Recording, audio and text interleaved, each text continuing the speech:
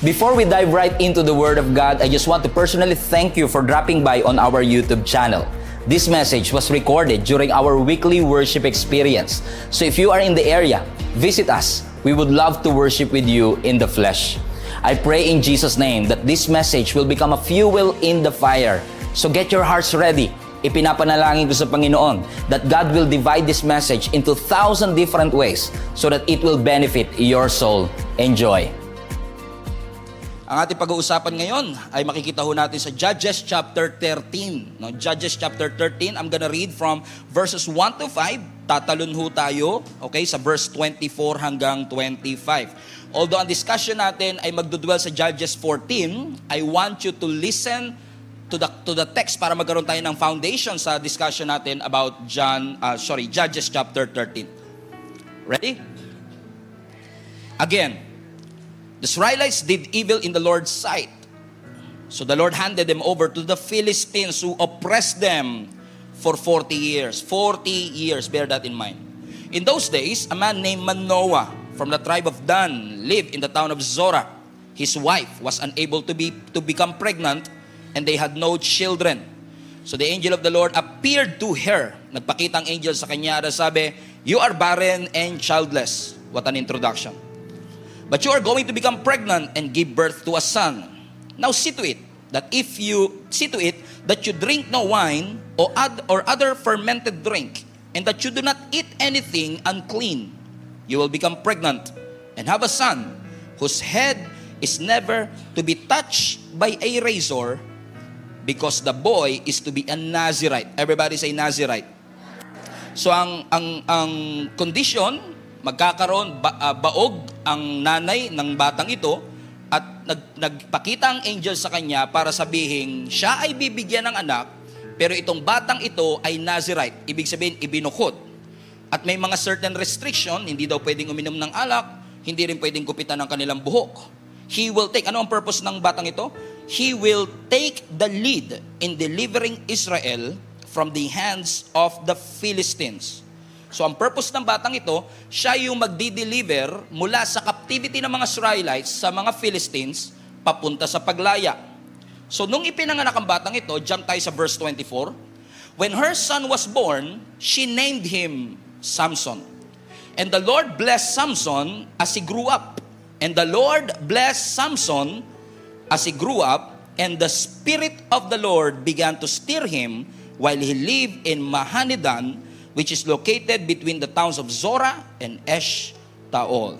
I would like to call this message, Feelings Are Dangerous. Sabi mo sa katabi mo, feelings are dangerous. Amen. Alam kong mababaw ang topic na ito para sa mga 100% sanctified na mga member ng ating simbahan, sana all. Pero we will try to dig deeper in this very familiar story and look at what we can learn from the life of Samson. And I'm confident, mga kapatid, that God is going to eradicate a lot of strongholds in our lives today. At kung mapapansin ninyo, mga kapatid, yung text na binasa natin, natatawa ko, may mga bibi ako nakikita. Okay? And, yeah, okay. So, God is going to eradicate a lot of strongholds in our lives today, but kaya ko po inintensyon na basahin yung verse 24 and 25 kasi kilala natin si Samson bilang isang taong malakas, pero gusto kong i-emphasize sa inyo yung binanggit sa verse 24 na itong si Samson ay pinagpala ng Panginoon. Ibig sabihin, kung alam natin na ang buhay ni Samson ay hindi naging maganda ang ending, I just want you to realize na hindi po nagsimula sa pangit ang buhay niya. Nagsimula po sa maganda, pinagpala, sapagkat si Samson ay pinili ng ating Panginoon sa isang layunin na maging leader ng mga Israelites mula sa pagkaalipin ng mga Philistines patungo sa kanilang paglaya. Let me repeat. I need all of you to be reminded that Samson was blessed and Samson was chosen. So, kung siya ay nagsimulang strong pero nag-end na wrong, ano ang mga bagay na pwede nating matutunan sa buhay ni Samson? Now, konting trivia lang. Si Samson po ay ang pinakahuling judge ng nation of Israel. Now, alam ko sa atin, pag sinabing judge, yun nakikita natin may mahabang damit at nandun sa judiciary. para maghatol sa mga nagkakasala. Pero ang judge nung unang panahon, amen, ito ay tumatayong mga tribe leader ng nation of Israel bago pa sila nagkaroon ng hari. So si Samson ang pinakahuling judge bago nagkaroon ng pinakaunang hari na si King Saul. Komprende? So ibig sabihin, si Samson ang final, si Samson ang last judge of Israel. At ang kanyang pamamahala umabot ng 20 years. At sa kanyang pamamahala, mga kapatid, bago pumasok ang monarkiya o ang king o ang hari sa nation of Israel, kinonsider si Samson to be the strongest man the world has ever seen. Alam naman natin, pag sinabing si Samson, kahit i-google mo, talagang muscles kagad ang makikita mo. Di ba? Kaya nga yung mga gym ipinangalan kay Samson kasi parang pag nabanggit yung Samson, alam mo kagad, meron siyang katangi-tanging physical strength. Pero contrary to popular belief, yung story po ni Samson malungkot. Hindi naging maganda ang ending ng kanyang storya sapagkat maraming Bible scholars tinag si Samson bilang violent, tinag nila si Samson bilang arrogant and promiscuous kasi nga paiba-iba ang kanyang babae. Paiba-iba yung kanyang kinakasama at naging asawa. So mapapansin ninyo, si Samson nagsimula siya at nagsimula ang kanyang buhay sa miracle kasi baog yung kanyang nanay, ibinigay siya at siya yung answered prayer. Nagsimula siya sa milagro, nagtapos siya sa trahedya. He started strong and he end up wrong. Kung babalikan natin ang story, may isang angel na nagpakita sa kanyang nanay at sinabi nitong angel na ito na siya'y magkakaroon ng anak. So mapapansin ninyo, hindi pa buntis yung nanay, pre-announce na kagad. Merong early announcement. No? Yung angel na magkakaroon siya ng anak. And very critical ito sapagkat kung papansin niyo ang scripture, hindi lahat ng nagbubuntis ina-announce.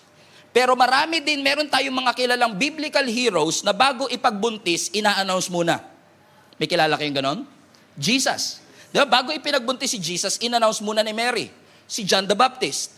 Bago in-announce si John the Baptist kay Elizabeth, nagpakita rin ng angel. Same angel Gabriel ang nagpakita sa kanya. Kung kilala niyo si Isaac, yung kanyang pagkakapanganak ay in-announce din ng ating Panginoon. So there must be something significant kasi in-announce ng angel na itong si Samson na ipapanganak ay magiging military leader ng nation of Israel. Pero hindi siya katulad ng normal na mga lalaki at normal na mga tao sapagkat bago pa man na ipagbuntis at bago pa man na ipanganak itong si Samson, meron ng panata ang Diyos. Ang sabi ng scripture sa verse 5, itong si Samson ay magiging Nazirite. Everybody say Nazirite. Kung makikita nyo sa verse 5, no? Ang sabi rito, you will become pregnant, you will have a son whose head is never to be touched by a razor. Bawal siyang gupitan. Because the boy is to be a Nazirite. So ibig sabihin, si Samson, hindi siya natural at normal na lalaki o bata sapagkat siya ay magsisilbing Nazirite. Now, ang tanong na marami sa inyo, ano ibig sabihin ng Nazirite? Now, ang Nazirite ay galing sa salitang Nazir. Nang ibig sabihin is consecrated or set apart. Pag sinabi mong Nazirite, ibinukod siya. Ibig sabihin, yung damit mo ngayon, sa dami-dami ng damit sa department store, yan ang pinili mo, binukod mo, ang tawag doon, consecration. Out of so many dresses, out of so many shoes that you see on the department store, yung sapatos na yun ang pinili mo, ibig sabihin, kinonsecrate mo siya. Sinet apart mo. Ibig sabihin, sa dami-dami na batang ipinapanganak, si Samson ay kinonsecrate ng Panginoon for a certain purpose. At ano yung purpose na yun? Maging military leader ng nation of Israel para magkaroon ng kalayaan ang kanilang bansa. Komprende? Maliwanag. Okay, so ibig sabihin, si Samson, kinonsecrate para maging leader, ang kanyang objective, pamunuan ang buong nation papunta sa kalayaan. Yun nga lang, pag ikaw ay Nazirite, may mga restriction ito. May mga certain restriction kapag ang isang tao ay Nazirite. Now, bigyan ko kayo ng tatlo kasi tatlo lang naman talaga to. Ano ang tatlong restriction kapag ikaw ay Nazirite? For example, ako ay Nazirite, meron akong tatlong bagay na hindi pwedeng gawin. Una, ang Nazirite, hindi siya pwedeng humawak o lumapit sa mga patay. Bear that in mind. Number 2, ang Nazirite, hindi pwedeng uminom ng alak. Sabi mo sa katabi mo, disqualified ka sa Nazirite. Disqualified. Okay? Pangalawa, ang Nazirite, hindi siya pwedeng uminom ng alak or any alcoholic beverage. At ang pangatlo, ang Nazirite, hindi pwedeng gupitin ang buhok. O basahin natin sabay-sabay kasi kailangan natin niya maunawaan. Ano yung tatlong restriction ng Nazirite? Una, bawal humawak o lumapit sa patay. Pangalawa, bawal uminom ng alak. Sino sa inyo number 2 pa lang, disqualified na? Okay? And number 3, bawal gupitan ang kanyang buhok. So ibig sabihin, si Samson, dahil siya ay Nazirite, bawal niyang gawin ito. Komprende? Anong kapalit? Ang kapalit ng restriction, binigyan siya ng supernatural na lakas. So ibig sabihin, bukod tangi siya na hindi pwedeng gawin ito, pero yung lakas niya kakaiba din. Bukod tangi din yung ibinigay na lakas ng Panginoon sa kanya, sapagkat kilala si Samson, again, to be one of the strongest men that ever lived.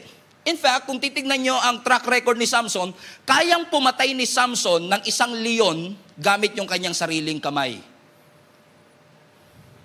Everybody say, ooh. Kung titignan nyo ang story ni Samson, if you are curious, Judges 13 hanggang 16, si Samson, mga kapatid, has the capacity to kill 1,000 Philistines gamit ang jaw ng donkey. 1,000 versus 1. Kaya niyang gawin lahat. In fact, yung pinakakilalang miracle na ginawa ni Samson, yung nakahawak siya sa 2 poste, right? Nakakadena siya. Ito yung huling hininga ng kanyang buhay, na tinulak niya yung poste ng templo at yung buong templo ay nag-crash down. Ganun siya kalakas. Sabihin nyo nga, ganun siya kalakas. Ganun siya kayaman, di ba? Ganun kalakas si Samson. Ibig sabihin, talagang kilala si Samson na malakas. Kaya, itong si Samson, naging sakit ng ulo ng mga Philistines. Kasi nagtataka sila, saan kaya galing yung lakas ni Samson? At kung babalik kayo sa mga susunod na linggo, itutuloy natin ito kasi I've been trying to squeeze in lahat ngayon, pero talagang hindi kaya. Okay? Pero tingnan nyo, ang lakas ni Samson, hindi natin alam, and kung babalik ko kayo sa mga susunod na Sunday, i-spoiler ko sa inyo kung saan nagagaling ang lakas ni Samson.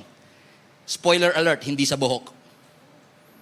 Okay? So yung lakas ni Samson, pinaniwalaan ng lahat na galing sa buhok, kaya nga, ang sabi ng scripture, talagang supernatural yung kanyang naging lakas, kaya naging sakit ng ulo siya ng mga Philistines. So yung mga Philistines, naging curious tuloy sila, saan kaya galing yung lakas ng taong ito?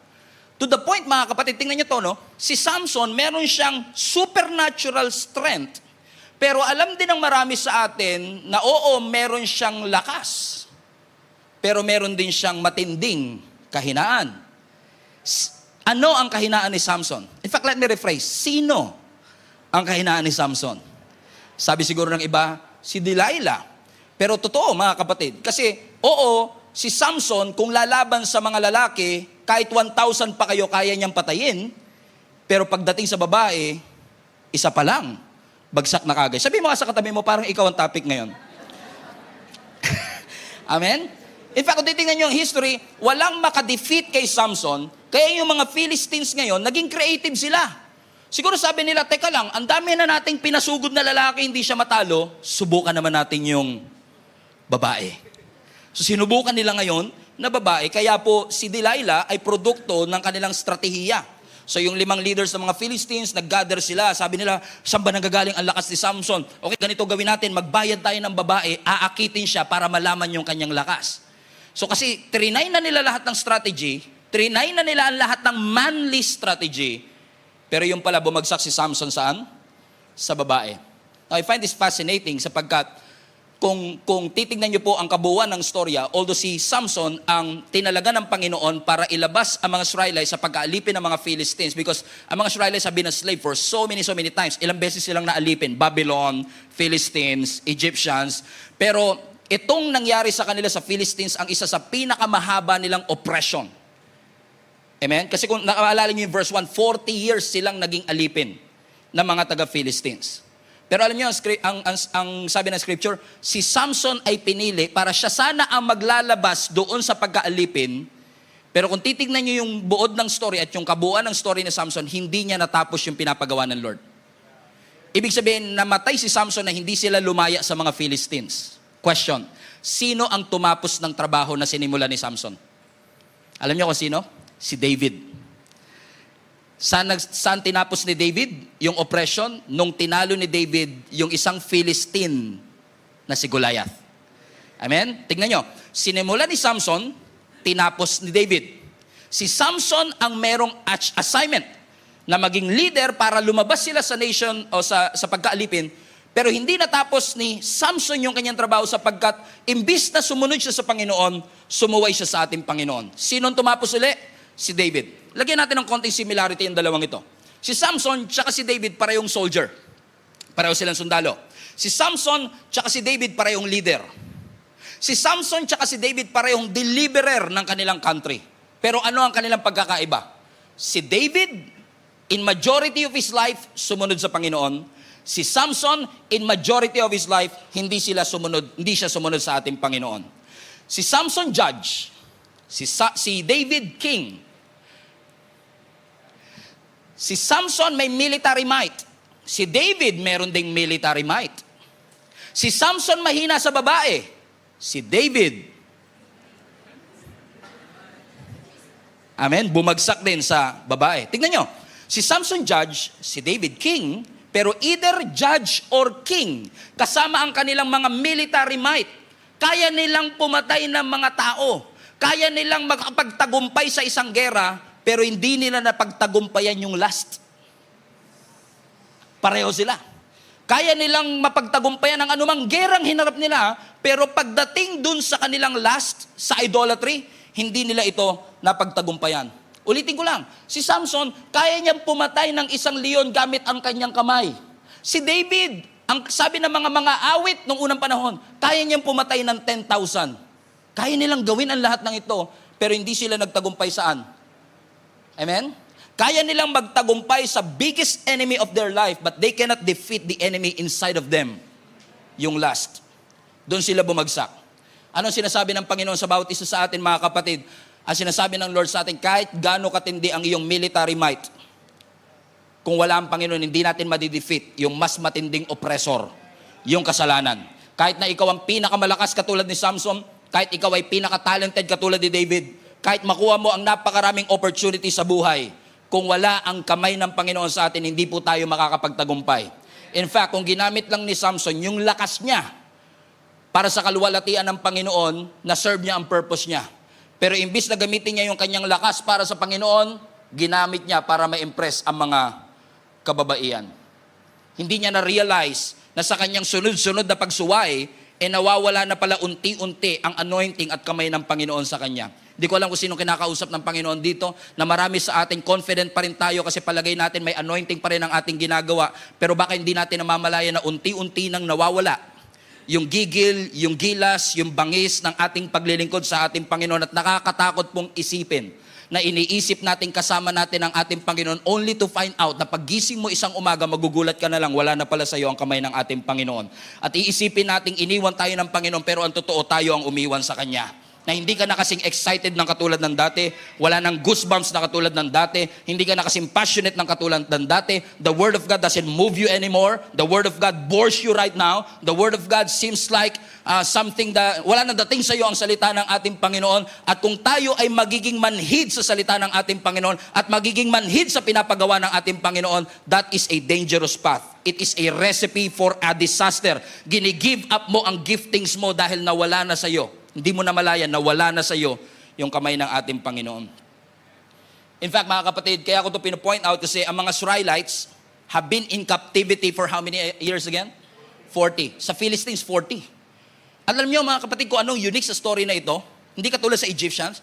Ang unique sa story na ito, for 40 years, hindi sila nag-pray sa Panginoon na palayain sila ng Diyos. They've never prayed for deliverance for 40 years. Alam niyo kung bakit? Naging komportable na sila sa bondage. Naging komportable na sila, nasanay na sila, na-normalize na nila na yung buhay na ito, yung pagiging alipin namin ng mga Philistines, could be. Ito na siguro ang plano ng Panginoon sa atin. They gave up fighting for their freedom. Hindi na nila ipinaglaban ang kanilang kalayaan at nasanay na sila. At yung sanang magliligtas sa kanila, na ang pangalan ay Samson, hindi rin na iba. Sa paggumawa rin ng mali, kasi malayo siya sa ating Panginoon. Sabi mo sa katabi mo, fasten your seatbelt, papunta na si pastor sa'yo. At makikita nyo mga kapatid, yung mga bagay na ginawa ni Samson na ito yung binabanggit ko, kaya nagawa ni Samson ito kasi it only reflects his real position to the Lord. Ang isang taong malapit talaga sa ating Panginoon, halata mo sa kanyang sinasabi, halata mo sa kanyang salita. Pero yung behavior natin mga kapatid reflects our position. It could be that some of us are succeeding sa ating buhay, succeeding sa ating mga career, succeeding sa lahat ng ating ginagawa, but failing in our relationship with our God. You might be full but not fulfilled. Makakabili ka ng relo pero hindi ka makakabili ng oras. Makakabili ka ng kama pero hindi ka makakabili ng tulog. Gusto ko lang i-remind ka, kapatid, na may mga bagay na ino-offer ang mundo na kayang ibigay ng Diyos, pero may ino-offer ang Diyos na hindi kayang ibigay ng mundong ito. Amen? Purihin ang Diyos. Amen? Bakit parang katabi mo topic natin ngayon? So, kung si Samson bumagsak, magkaroon tayo ng autopsy. Tignan natin, ano ang naging ugat ng pagbagsak ni Samson. Binanggit na natin yung Judges chapter 13. Let's go to Judges chapter 14. Punta tayo sa verse 1. Ito ang naging beginning ng pagbagsak ni Samson kasi alam ng maraming tao, alam ng maraming Christian, ang naging pagbagsak ni Samson si Delilah. Pero si Delilah is just the tip of the iceberg. Nagsimula ito all the way to Judges chapter 14. Ang sabi ng verse 1, one day, when Samson was in Timnah, one of the Philistine women caught his eye. Hindi ito si Delilah. Kasi si Samson, may asawa siya before si Delilah. Amen? So, itong si Samson, nung pumunta siya sa Timnah, merong isang Philistine woman. Red flag. Amen? Walang masama sa woman. Ang masama, yung Philistine woman. Ano sabi ng scripture? Yung babaeng ito, he caught his eye. Verse 2. So when he returned home, he told his father and mother. Excited siya. Mom and dad. A young Philistine woman in Timnah caught my eye. I love her. I want to marry her. Watch this. Get her for me. Meaning, I am decided. Nahanap ko na yung babaeng papakasalan ko. Mom and dad, get them. Kasi nung unang panahon, kahit gano'n naman sa Middle East talaga, yung parents talaga nakikipag-negotiate sa mapapang-asawa ng kanilang anak. Tanungin niyo yung mga OFW ng mga taga-Middle East. Alam nila yan. Okay? So, anong ginawa ng kanyang father and mother? Verse 3. So, his father and mother objected. Red flag number 2. Ang sabi ng kanilang nanay at tatay, Tagalogin ko na kagad, wala bang ibang babae na ka-tribe natin at kalahi natin at naghahanap ka pa sa iba? Bakit ka pa pupunta sa mga paganong Filisteo para maghanap na mapapangasawa? Basa sa huli. But Samson told his father, get her for me, for she looks good to me. Here you go. Here you go. So merong natipuan itong si Samson, taga-Timnah, Philistine woman. Type na type niya, nabighani ang kanyang mata. Kaya sabi niya sa tatay niya, Mom and Dad, alam ko na, nahanap ko na ng aking mapapangasawa. Sure na talaga ako na siya na talaga to. Ang sabi ng tatay at nanay niya, sino? Taga-Timnah po. Bakit taga-Timnah pa? Wala ba tayong mahanap dito na taga... Now, sa atin kasi, hindi naman masama na makapang-asawa ka ng foreigner. Kung afam talaga niloob ng Lord sa'yo, wala tayong magagawa dyan. Pero hindi sinasabi ng Lord na huwag kang mag-aasawa ng foreigner. This is not an interracial issue. This is an interfaith issue.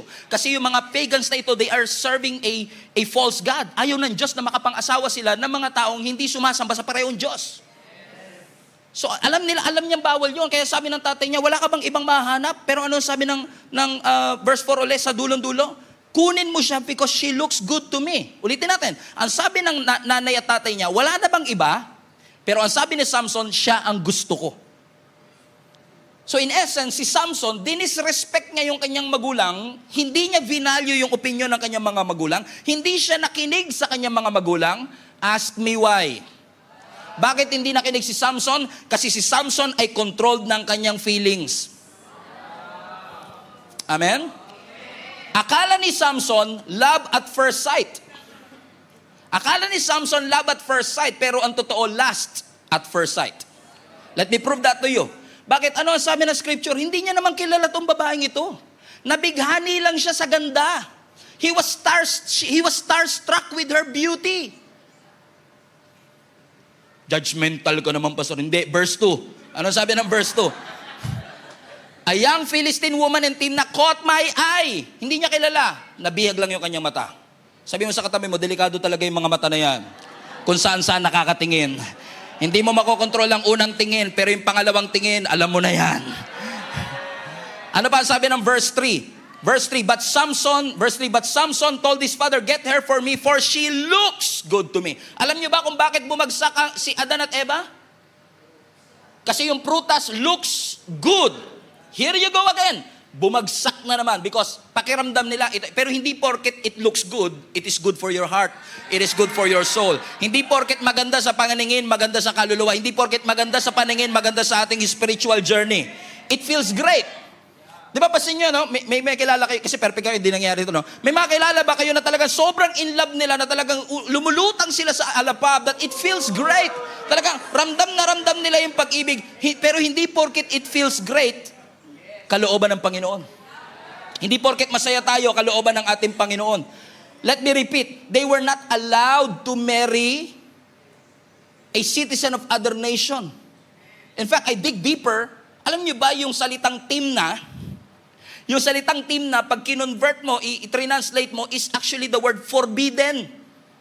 Forbidden na eh. Sinabi pa ng mga magulang, bawal, hindi ka pa pwede maghanap. Pero dahil masyado si Samson in love na kanyang, may kilala ba kayong ganun mga kapatid? Na sinabihan na ng nanay, sinabihan na ng tatay, sinabihan na ng mga kaibigan, pero dahil masyadong in love, sabi nila, wala akong ginagawang masama. Suportahan nyo na lang kung anong gusto. Gusto kong lumaya.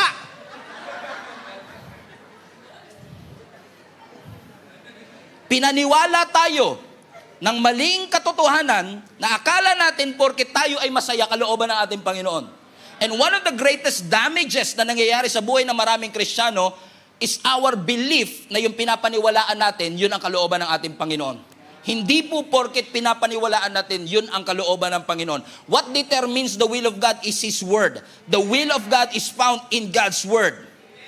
And unfortunately, marami sa atin, kaya tayo may feeling of fear, feeling of anxiety, feeling of depression, feeling of being not enough, feeling of I'm not educated enough, not experienced enough, is because pinaniwalaan natin yung sinasabi ng naririnig natin, ng dyablo. Imbis na makinig tayo at tignan natin ang sinasabi ng salita ng ating Panginoon. Talagang sasabihin sa iyo ng dyablo, wala kang mararating. Talagang sasabihin sa iyo ng dyablo, wala kang kwentang tatay, wala kang kwentang nanay, wala kayong kwentang magulang. Hindi ka nila na-appreciate. Hindi nakikita ng boss mo lahat ng effort mo. You are not enough. You don't have what it takes. Hindi ka mahal ng asawa mo. Hindi ka love ng lolo mo. But lahat ng yan kasinungalingan. And you know it. Alam mo ang kasinungalingan, but you believe it anyway. And you allow your feelings to affect your decision. You allow your feelings to affect who you are. And you must not allow that. Bakit? We are not called to walk by our feelings. We are called to walk by faith.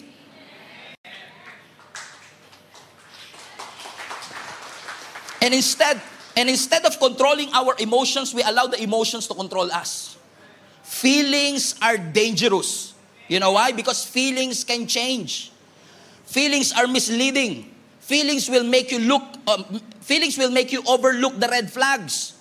Sunod-sunod na yung red flags, hindi mo makita kasi masyado kang in love. Ang sabi ng mundo, follow your heart. Never sinabi ng scripture na follow your heart.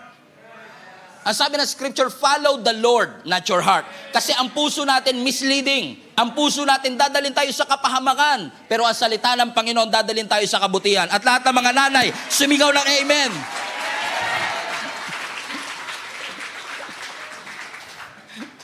Sabi mo sa katabi mo, babawi si pastor sa mga nanay.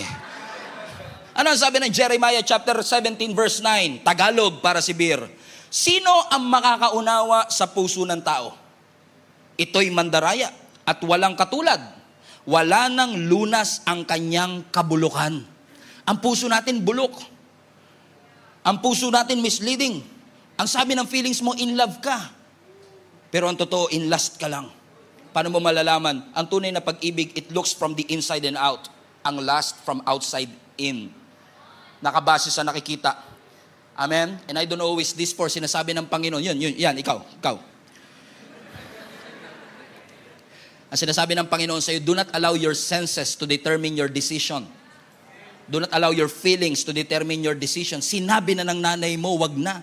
Sinabi na ng mga kaibigan mo, wag na. Ang sabi ng mga mahal mo sa buhay, mali yan. Ang sabi mo naman, alam ko, ito ang tama. Come on now. Sabi mo sa katabi mo, ikaw talaga topic ngayon. Amen? Tingnan mo, si Samson, sinabihan ba siya ng nanay at tatay niya? Ilang beses. Pero nakinig ba siya? Hindi. Alam niyo, na-discover ko, kaya mahirap kay Samson na mag-decide. na wag ipursu yung hindi pinapapursu kasi decided na siya. And I've counseled a lot of people, even those who are living in sin. Pero alam mo, ang pinakamahirap kumbinsihin, yung mga desidido na. Kumbinsido silang malaya sila. Kumbinsido silang masaya sila. Na hindi nila namamalayan. Kaya lang sila masaya kasi bago pa yung counsel, bago pa yung babala, nakapag-decide na sila, ito na talaga gusto ko. We are not called to obey what feels right. We are called to obey what is right. What is the right thing to do? Tingnan mo ang verse 3. But Samson told his father, get her for me. Tingnan nyo, pinapakuha na ni Samson yung babae. Ibig sabihin talagang sigurado na talaga siya. Ito na talaga yung gusto niya. Amen? Kaya siya nakapag-decide. At lahat ng kanyang mga, by the way, lahat ng mga mangyayari sa buhay ni Samson ay may kinalaman sa desisyon na ito. And lagi mong tatandaan mga kapatid na lahat ng mga disiplina mo sa buhay, nakaakibat yan, nakaangkla yan sa mga desisyon mo sa buhay. Kapag nagdesisyon kang magpapayat, nagdesisyon ka na ayusin ang iyong buhay, kapag nagdesisyon ka na sumunod sa Panginoon, lahat ng disiplina gagawin mo para ma-accomplish yung desisyon mo. Pero kung hindi ka magde-decide, for example, na sumunod kay Lord, edi yung disiplina mo, nakadepende dun sa desisyon mo. Nagas nyo? At kung nag-decide si Samson, siya na talaga ang babae para sa akin, ibig sabihin, naging matimbang sa kanya yung kanyang nararamdaman kaysa sa katotohanan ng ating Panginoon. And it's dangerous if our senses are more convincing than the Word of God. It's dangerous if our feelings are more powerful and convincing than the Word of God. Kasi ito, alam ko sa pakiramdam, di po ako nagmamalinis. Ako din po ay nadala ng aking pakiramdam. Nadala tayo ng galit, nadala tayo ng takot, nadala tayo ng pag-ibig. Di ba naaalala nyo yung dati nyong gusto? Inabot kayo 5 years? Kumbinsido ka na siya para sa'yo, di ba? Kasi nga, in love ka eh. Hindi naman tayo nagmamalinis. Yung katabi mo sa kanan, ganun din. Yung katabi mo sa kaliwa, ganun din. Ano ang totoo rito? Napansin nyo? Pagka talagang takot ka, anxious ka, worried ka, or in love ka, lalamunin ka talaga ng feelings mo. At ang totoo, ganito yan, ano? Yung feelings natin, lulunurin ka, so kung wala kang pinangahawakan, malulunod ka. So napakahalaga mga kapatid na kapag dumating yung feelings na yan, kailangan meron tayong pinangahawakan salita ng Panginoon. Or else, we will make a lot of stupid decision. You will spend money on somebody that will never pay you back. And you will spend time to someone who will never love you back. Ayan na naman, puro pag-ibig na naman mga iniisip nyo. Sabihin mo sa katabi mo, sumunod ka sa Panginoon. Sabihin mo sa katabi mo, with convincing power. Alam niya kung bakit? Hindi naman kasi talaga po pwedeng susunod ka pero hindi ka masasaktan eh. Lahat ng pagsunod kay Lord may kaakibat na sakit talaga yan. Lahat ng pagsunod sa Panginoon may kaakibat na hirap. Pag pinag-give up ng Lord sa'yo, mahirap yun. Tamo, Lord, bibigay ko na po. Lord, bibigay ko na po. Sabi na Lord, nasa na? 3 years na. Anong ganap natin? Alam niyo kung bakit? Because ang obedience sa Panginoon, tatandaan niyo to, sa obedience natin sa Lord, non-negotiable ang sakit. It will happen. Pero, kapag sumunod ka, ang ending mo masaya ka. Pag sumuway ka, ang ending mo masakit. Which path would you choose? Kasi minsan lang, kaya natin pinipili yung mali. We mean well. Napansin nyo, hindi rin naman natin alam na mali eh. Clouded lang talaga yung decision natin ng ating feelings. Hindi ako nagmamalinis kasi lahat tayo ganyan. Akala, convinced ka talaga na yun ang tama because we fail to see what God sees. Hindi natin makita yung nakikita ng Panginoon. Hindi natin nakikita yung nakikita ng mga tao nagmamahal sa atin. Siniko ka na, sinabihan ka na, tinadyakan ka pa. Pero sabi niya, huwag ka nga makialam, alam ko ang ginagawa ko. Tama mga kapatid? Kahit yung mga nanay, tatay nyo, dumaan din dyan. Lahat tayo dumaan din dyan. Because we fail to see what God sees. Ang nakikita lang natin yung pinopromote ng mundo, yung pinapractice ng mundo, yung pinupuri ng mundo. Amen? Nalulungkot ako sa mga kumakalat na uso ngayon. You follow your own truth. Where's that even coming from? We only follow one truth. Wala tayong kanya-kanya. Ang truth hindi relative. Ang truth hindi siya kanya-kanya. Isa lang ang definition ng katotohanan. At yung konsensya mo, hindi yan ang standard ng katotohanan. Yung standards mo, hindi yan ang standard ng katotohanan ng ating Panginoon. Ito ang standard ng katotohanan ng ating Panginoon. Sinabihan siya ng tatay niya, sinabihan siya ng nanay niya, sabi niya, Mom, I have decided to follow my feelings. No turning back. So ano nangyari? Verse 5. Are you excited? Fasten your seatbelt. Verse 5. It will get worse. It will get worse. Verse 5. So Samson went down to Timnah, so talagang tinuloy niya, together with his father and his mother. Now, kung gusto niya yung babae, pinurso niya sa Timnah, pero kasama niya yung nanay at tatay niya, ano kaya mangyayari sa tingin ninyo? Come on now. Come on now. Pupuntahan niya yung babae, sasama niya yung tatay at nanay niya, ano kayang gagawin nila? Mama, magpapakasal na. Tinuloy niya talaga. Sabi mo sa katabi mo, ang tigas ng ulo mo. Tinuloy mo pa. Sakit eh. Kahit ako, nasasaktan ako eh. Tigas din kasi ulo natin, ano? Katok. Tigas. Hard-headed eh. Tignan nyo. Si Samson, he went to Timnah together with his father and his mother. What's it? And as they approached the vineyards of Timnah, suddenly a young lion came roaring toward him. Now, interesting. Kasi sabi ng scripture, habang papunta siya ng Timnah, dumaan sila sa vineyard. Why is this important? Because this is red flag number 1. Vineyard. Anong meron sa vineyard? Ubas. Anong napoproduce ng ubas? Wine. 3 restrictions ng Nazirite. Bawal humawak ng patay, bawal uminom ng alak, pero naglalakad sa pagawaan ng... Amen? At nung naglalakad siya papunta ng vineyard, merong isang leon, amen, na nagro-roar papunta sa kanya. Amen? Sumuway siya, obviously. May red flag number 1. You're not supposed to be there. You're not supposed to be in Timnah and you're not supposed to be in that vineyard. Because nilalapit mo ang sarili mo saan? Sa tukso. You're not supposed to, actually sa mas malalim nga talaga na ruling ng Nazirite, kahit paghawak ng wine, bawal eh. So you're not supposed to, hindi ka dapat humahawak ng wine.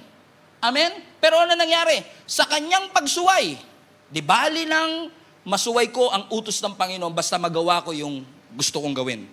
Okay, mag-alala, hindi po kayo to. Huwag kayong masasaktan kasi hindi kayo to. Taga-ibang church to. Okay? Sa kagustuhan niya na masunod ang kanyang nararamdaman, willing siyang maglakad sa edge, pumunta sa temptable situation.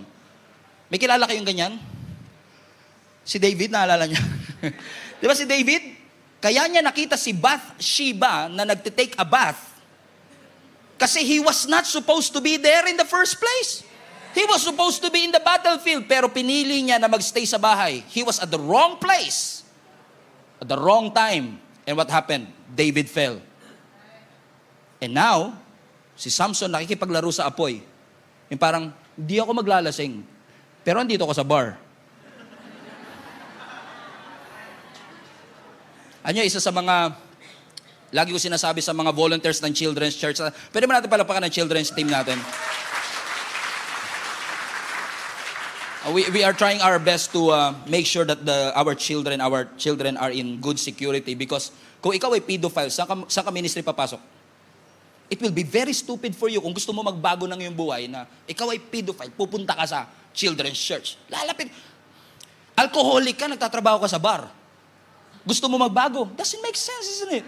Bawal sa kanya, pero sasaktan na ah. Kanina, malakas pa amen nyo ah. Amen? Pero naglalakad siya saan? Sa vineyard. At tingnan mo matindi mga kapatid. Ang sabi ng scripture, merong leon na nag-roar toward him. Inatake siya ng leon. And usually tayo yan, inatake na naman ako ng demonyo, inatake na naman ako ng demonyo. Pero what if, yung layo na ito, pinadala ng Diyos? Para huli siyang paalalahanan uli, sure ka na ba talaga na pupunta ka ng Timnah? Sure ka ba talaga sa decision mo na yan? Anong ginawa ni Samson? Ang sabi ng verse 4, the Spirit of the Lord came powerfully upon him and he tore the lion apart with his bare hands. Hinawakan niya yung leon, sinakal niya yung leon, namatay yung leon. I don't know who is this for, mga kapatid, pero kapag tayo ay sumusuway sa Panginoon, God is patient. Nagagawa si Lord ng paraan para mapaalalahanan tayo ng paulit-ulit. Anak, sure ka na ba talaga dyan? Sasabihan ka ng pastor mo, sure ka na ba talaga dyan? Sasabihan ka ng tatay at nanay mo, sure ka na ba talaga dyan? Pag hindi ka pa rin nakinig, magpapadala ng leon. Para kaharipin ka, sasabihin, gusto mo ba talaga yan? Pero minsan, imbis na matauhan tayo, sinasakal natin yung leon. Ilan na kayang mga leon ang sinakal natin? Ilan na kayang mga nanay at tatay natin ang hindi natin pinaniwalaan? Ilan na kayang mga kaibigan ang tinuring natin kaaway kasi nagpapayo sila sa atin? Sinasakal natin yung mga bagay na pinadala ng Panginoon para paalalahanan tayo. Because our feelings are controlled by, our decisions are controlled by our feelings. Kasi kung hindi naman niya talaga pinurso tong babae na to, hindi naman talaga magkakaroon ng leon eh. He was not supposed to be there.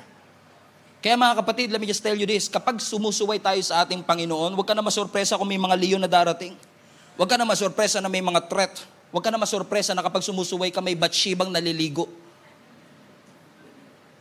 Huwag ka na magtaka na may trauma at the end of it. Huwag ka na magtaka na may abuse at the end of it.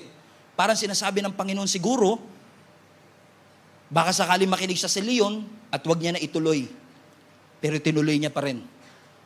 At kapag hindi tayo nakinig sa mga payo at tinuloy pa rin natin, it will only get worse. Verse 7. So, tinuloy niya, he went down and talked with the woman, and he liked her. Sometime later, he went back to marry her. He turned aside to look at the lion's carcass, yung patay na leon. Nung bumalik siya, nandun pa din. Pero watch this. Pero in it, sa loob ng leon, sa loob ng tiyan ng leon, kasi nakapatay na yung leon, right? Na sinakal niya, right? Patay na ngayon. Ang sabi ng scripture, doon sa leon na yun, nakakita siya ng swarm of bees. Ibig sabihin, pinamugaran na yung tiyan ng leon ng mga bubuyog. At kapag may bubuyog, may honey. So ano sabi ng scripture? Nakahiga yung lion, pagbalik ni Samson, oh, dito pa pala tong sinakal ko na to ah. Pero ang sabi ng scripture, yung tiyan ng leon, punong-puno ng Jollibee. So dahil punong-puno siya ng mga bees, ang sabi ng verse 9, watch this, verse 9, ang ginawa niya, he scooped out of the honey in his hand. Kumuha siya ng honey dun sa tiyan ng leon. Ano sabi ng scripture, kinain niya habang naglalakad siya. Ginawa niya snack bite. Red flag number 2. Dahil ang mga Nazirite, bawal lumapit or humawak ng patay. Again, it gets worse. At alam niyo, tingin ko, malaking insulto ito kasi alam niya nagkasala siya, alam niya pumupunta siya sa kasalanan, pero dinownplay niya yung kasalanan niya na ginagamit niya pa yung honey bilang pagkain at snack, papunta sa kanyang pagkakamali at pagkakasala. Ano sabi ng scripture, when he rejoined his parent, he gave them some. Nung nakita niya yung kanyang mga magulang, binigyan niya rin yung kanyang mga magulang. Maliban naman ng mga magulang na galing yun sa tiyan ng patay na leon. So pansinin niyo, pagka talaga may mali, minsan nagdadamay ka pa, no? Ikaw din. Naalala niyo si Eve, nung kinuha niya? And he gave some to his husband, o to her husband. Nandadamay pa. At sila'y kumain din. But he did not tell them what he had taken the honey from the lion's carcass. Hindi niya sinabi sa kanya mga magulang na galing yun sa tiyan ng leon. But he did it anyway. Tingnan niyo mga kapatid, ano? Nilagay ni Samson ang kanyang sarili sa isang temptable position. Di ko alam kung may ganyan salita. Now question, masama bang pumunta sa vineyard? No. Pero dahil Nazirite siya, he was not allowed to be there. Alam niya yung vow niya. Ano yung vow niya? Hindi siya magpapagupit ng buhok. Hindi siya hahawak at lalapis sa kahit anong patay. At hindi siya iinom ng kahit anong alak. Pero hindi niya sineryoso yung kanyang vow. Kasi masyadong clouded yung decisions niya ng kanyang pag-ibig sa babaeng ito. And I don't know who is this for, pero napakarami pong mga Christians nowadays, kasama na ako minsan, na may mga pangako at panata tayo sa Diyos pero hindi natin siniseryoso. Lalo na kapag dumarating tayo sa dilema na mas matimbang yung nararamdaman natin kaysa sa pinapagawa ng ating Panginoon. Alam mo, kapag puro lang tayo expression ng pag-ibig sa Diyos, pero hindi naman natin nilalakaran yung pag-ibig natin sa Diyos, hindi yan vow. Empty promise yan. So I don't know, is this for kung makakatulog na kayo for the rest of the service, just take God seriously. Seryosohin naman natin ang Panginoon. Huwag natin pagsamantalahan ng simbahan ng ating Panginoon. Seryosohin natin ang gawain. Seryosohin natin yung privilege na ipinagkaloob ng Diyos sa atin. Samson was supposed to lead the entire nation of Israel to freedom. Pero mas matimbang sa kanya that he downplay his sin. Dinownplay niya yung kanyang kasalanan at hindi niya nakita na yung kanyang buhay ay may purpose at may rason. Kapatid, may rason ang Diyos. May purpose ang Panginoon sa ating buhay. In fact, while I was reading Acts 20 verse 24, which is now an additional to my favorite message, as favorite verse rather, ang sabi ng Acts 20 verse 24, my life is worth nothing to me unless I use it for finishing the work assigned me by the Lord Jesus Christ. And that is to tell the good news of Jesus Christ. Tagalogin ko, ang buhay natin walang saysay hanggat hindi natin tinatapos ang assignment na pinapagawa ng Panginoon sa atin. Lakaran natin yung vow natin. Yung pinangako natin sa Panginoon, tuparin natin. Yung pinangako natin at lahat ng desisyon natin nakaakibat dun sa pangako natin na yun sa ating Panginoon. Let me say this to you. Lahat ng pangako natin, hindi natin kayang tuparin kung wala ang grace ng Lord. Malinaw yan. Amen? Pero we have to understand as well na ang buhay natin should not be governed by what we feel. It must be governed by the truthfulness of the Word of God. Kasi ang feeling natin will make you ignore the truth of God's Word. Ini-ignore natin yung totoo kasi nga meron tayong bagong totoo na pinapaniwalaan. It will make you ignore the truth. Ano sabi ng Scripture? When you feel weak, kapag nararamdaman mong mahina ka, ano ang sabi ng Scripture sa atin? I can do all things through Christ who strengthens me. When you feel overwhelmed, ano ang sabi ng Scripture? God is your refuge and your strength. The very present help in times of your trouble. Kapag lunod na lunod ka sa problema, yun yung nararamdaman mo. Pakiramdam mo walang sumusuport at walang nagmamahal sa'yo. Ano ang sinasabi ng Scripture? Weeping may endure for a night, but joy comes in the morning. There is a difference between what we feel and what the Word of God is saying. Kahit pag galit ang Panginoon sa atin, that's what parang galit ang Lord sa akin. Parang malayo ang Panginoon sa akin. Pero ano sabi ng Scripture? His anger will last for a moment, but His favor will last for a lifetime. At kahit pa pakiramdam mo, pagod ka na, kasi marami sa inyo malakas pa, pero pasuko na. Kahit pa pagod na tayo sa ating buhay, nararamdaman natin na parang wala na tayong ibubuga. Ano ang sabi ng Scripture? Kumapit tayo at huwag tayong mag-give up because in due season you will reap. Harvest tayo. It's a matter of holding on to the truthfulness of the Word of God, trusting God and putting your whole confidence in the truth of His Word. Amen? Proverbs 3 verse 5. Alam nyo na to dapat, di ko nilalagay sa screen. Proverbs 3 verse 5. Trust the Lord with all your heart and lean not on your own understanding. In all your ways acknowledge Him and He shall direct your feelings. Yung ba sinabi? No, He shall direct your path. Do you want God to direct your path? Start walking in the truthfulness of His Word. Kahit pa especially right now, I don't know sino kinakausap ng Panginoon, pero marami sa atin, meron tayong scarcity mindset, pakiramdam natin kulang, kaya hindi tayo makatulong, hindi tayo makapagbigay. Takot tayo sa future natin kasi parang feeling natin yung bagay na meron ako kulang. Kulang ang sweldo ko, kulang ang ipon ko, ang daming kulang sa buhay ko. That is a scarcity mindset. Pero ano ba papaniwalaan natin? Yung sinasabi ng feelings natin o yung sinasabi ng Word of God? Kasi sabi ng Scripture, God will supply all your needs according to His riches and in glory. Kasi I'm poor. Mahirap lang kami. Mamatay na kami, I'm poor. Huwag niyong sabihin, I'm poor. Sabihin nyo, I'm 5. 1, 2, 3, poor, 5. Pinapatawa ko lang kayo. Pero di ba nakasanayan kasi nating sabihin yung bagay na na nararamdaman natin. Amen? Nobody loves me. Nobody appreciates me. But always hold on to the truthfulness of the Word of God. We need to wise up, church.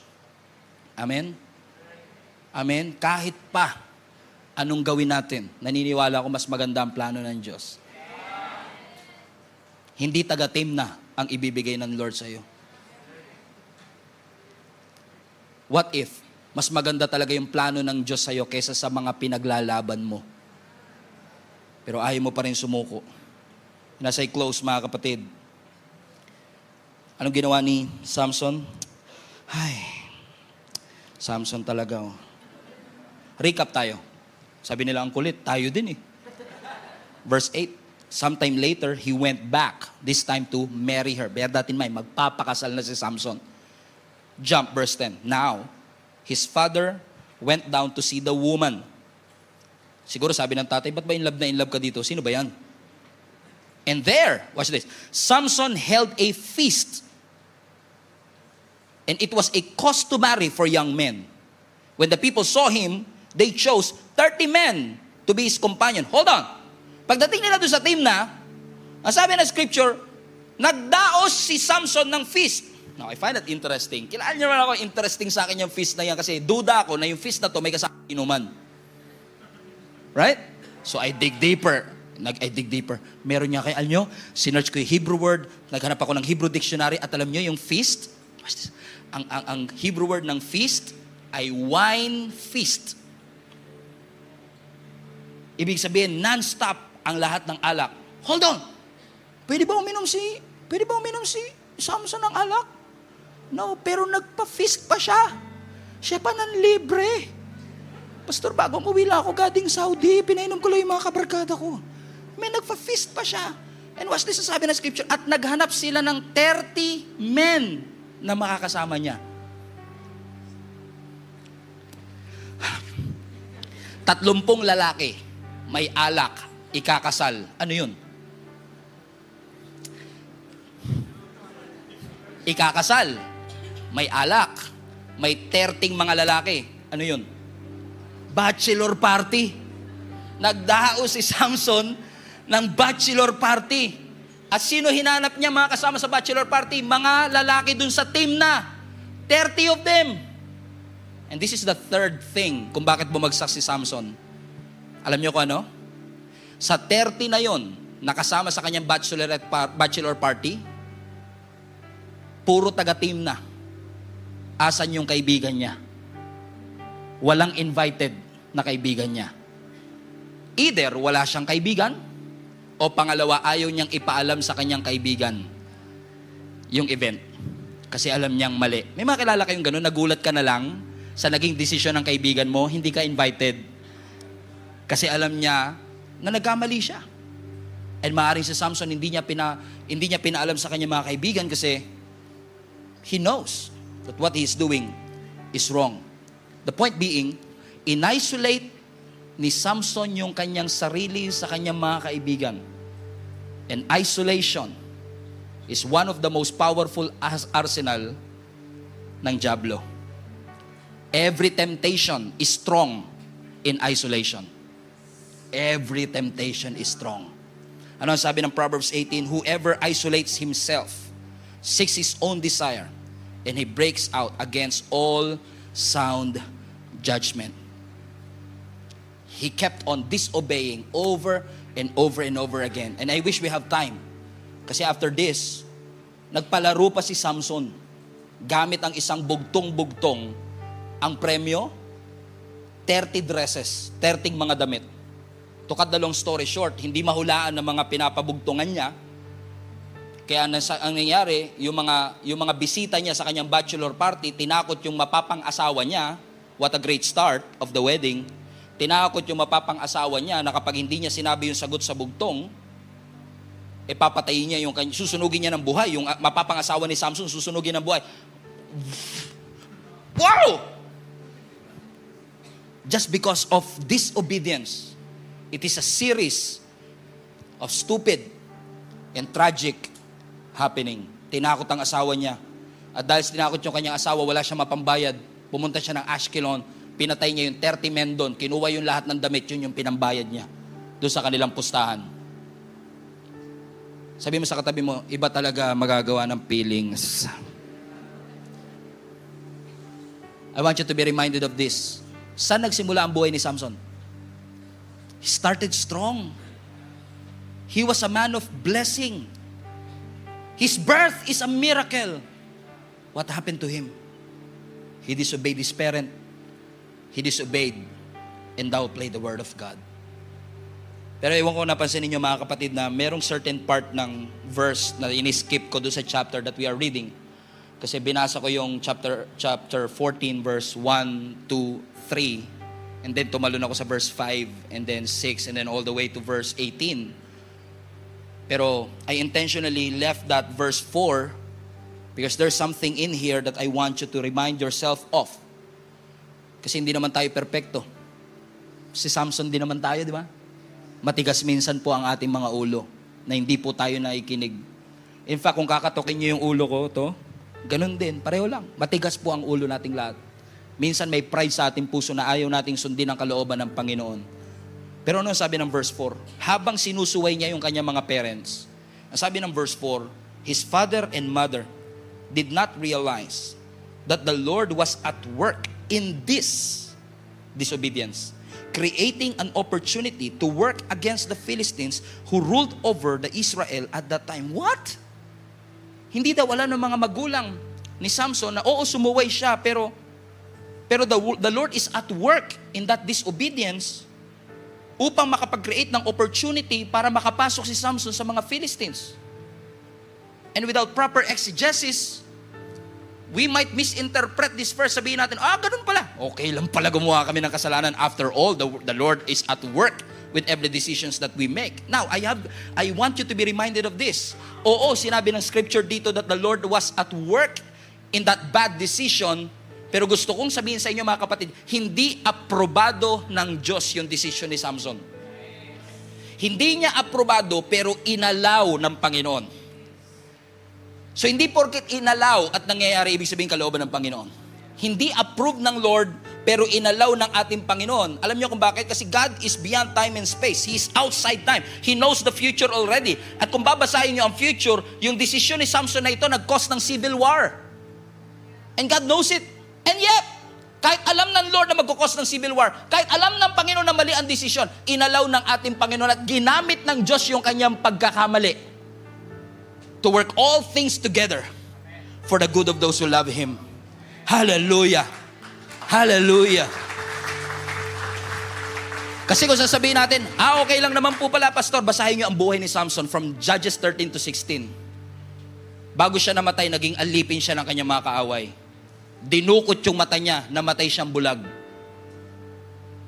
Namatay siyang alipin ng mga kaaway. May consequences yung maling desisyon niya. Naghirap siya bilang consequences ng kanyang mga maling desisyon.